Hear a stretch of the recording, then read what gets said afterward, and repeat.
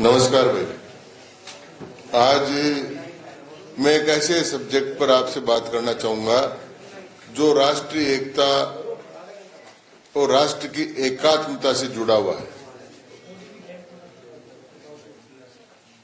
वंदे मातरम को 7 नवंबर 1875 को बंग दर्शन एक पत्रिका थी, उसमें बंकिम चंद्र चट्टोपाध्याय, ये बंकिम चंद्र चट्टोपाध्याय को बंकिम चंद्र चटर्जी भी कहते हैं। बंगला में चट्टोपाध्याय को चटर्जी, मुखोपाध्याय को मुखर्जी, बंदोपाध्याय को बनर्जी, गंगोपाध्याय को गांगुली, ऐसा करके उनके उपनाम बने हुए हैं।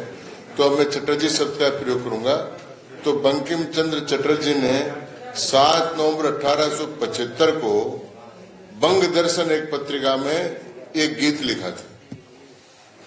उसके बाद में पहली बार 1896 में रविंद्रनाथ टैगोर खुद ने इस गीत को कलकत्ता में गाया था, पूरे गीत को।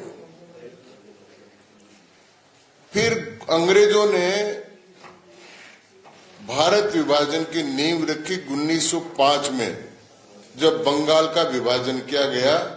इसको बंग भंग आंदोलन की बात कही गई और उसमें ये जो वंदे मातरम गीत है वो मूल रूप से उसमें आवाज बनी, क्योंकि बंग भंग के समय आनंद मठ नाम से एक उपन्यास लिखा था बंकिम चंद्र चटर्जी ने।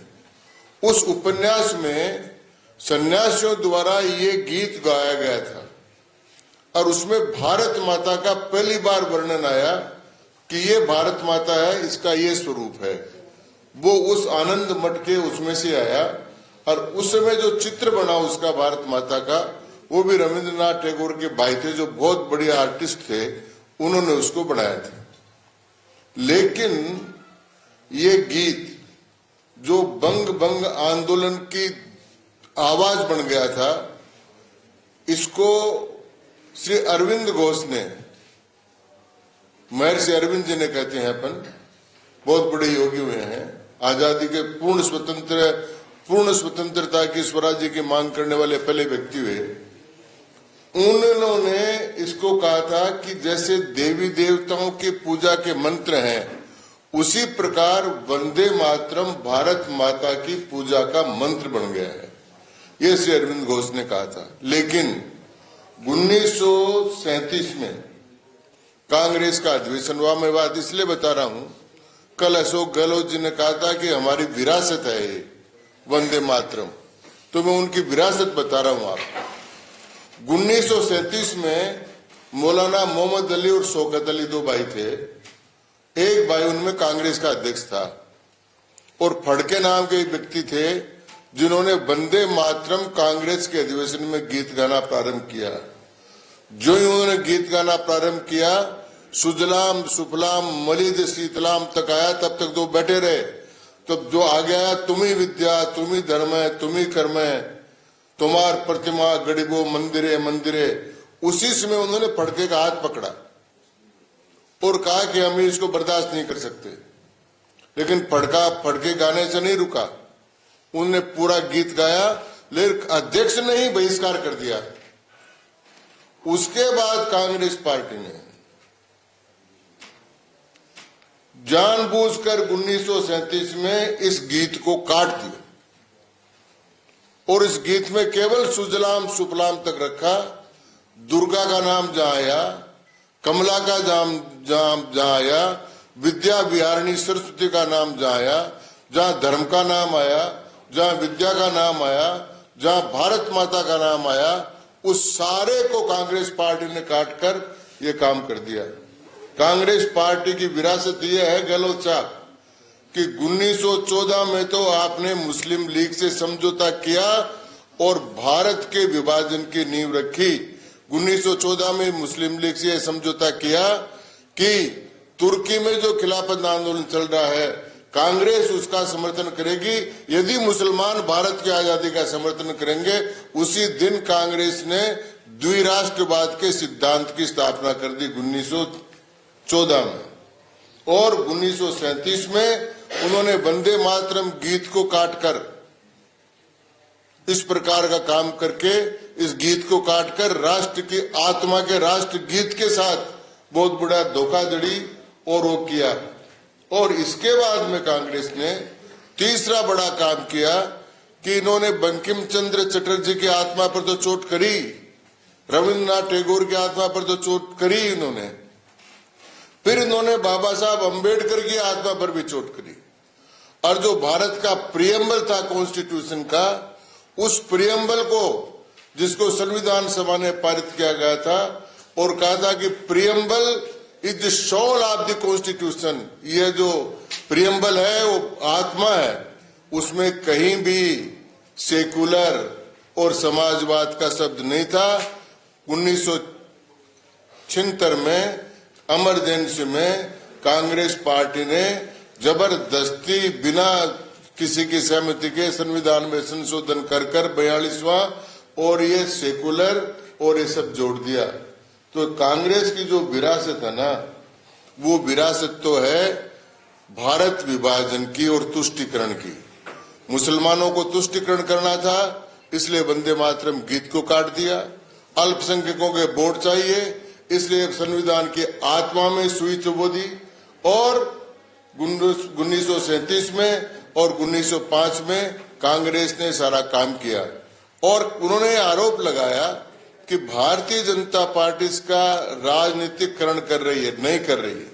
150 वर्ष होने के बाद में राष्ट्र की आत्मा को जागृत करने और राष्ट्र में एकात्मता की भावना उसी प्रकार से पैदा हो जाए, इसके लिए मोदी जी ने पूरे राष्ट्रगीत को, जिसके लिए डॉक्टर राजेंद्र प्रसाद जो संविधान सभा के अध्यक्ष ने, उन्होंने कहा कि ये गीत उसी प्रकार से है महत्वपूर्ण जितना जनगण मन है। तो उस गीत को भारत के गली गली चौराहों पर गाकर क्रांतिकारी जिन्होंने वंदे मातरम कहकर फंदे पर झूल गए थे, वंदे मातरम जो बंग भंग आंदोलन का नारा बन गया था, वंदे मातरम जो भारत माता की पूजा का मंत्र बन गया है, उस वंदे मातरम को सब जगह गाकर भारत की राष्ट्रीय एकात्मता का दिग्दर्शन कराने और जागृत करने का काम कर रहे हैं।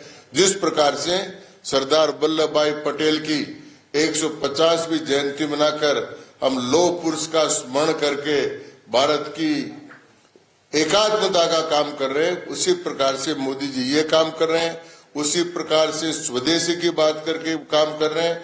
तो भारतीय जनता पार्टी मोदी जी के नेतृत्व में भारत की राष्ट्रीय एकता, भारत की राष्ट्रीय अखंडता को कायम करने का काम कर रही है। और कांग्रेस पार्टी वंदे मातरम का विरोध करके, संविधान की प्रियम्बल का संशोधन करके केवल तुष्टीकरण और तुष्टीकरण की बात कर रही है। इसलिए कांग्रेस की विरासत तो तुष्टीकरण की है और हमारी जो विरासत है वो राष्ट्रीय एकात्मता की और राष्ट्रवाद की है। ये मुझे आज आप लोगों को कहना है। आप कोई इसमें प्रश्न पूछना चाहें तो पूछ सकते हैं।